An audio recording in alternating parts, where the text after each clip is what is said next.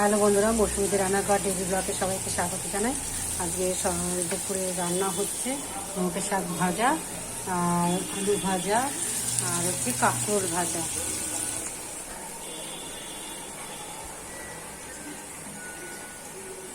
এখানে হয়েছে ডাল,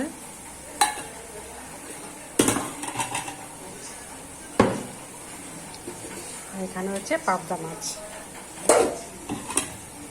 আর ভাত তো হয়ে গেছে। ব্লগটা দেখতে থাকুন। আমি দুপুরের খাবার খাবো, ডাল, মাছ, টক দই আর ব্লগটা দেখতে থাকুন। দুপুরের সার্ভিসটা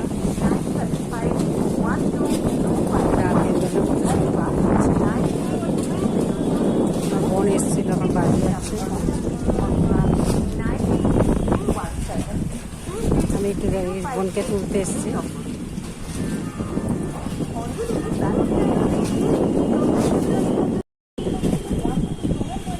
ব্লগটা কেমন লাগলো জানাবেন। লাইক সাবস্ক্রাইব করে সুস্থ থাকুন, সাবধানে থাকুন।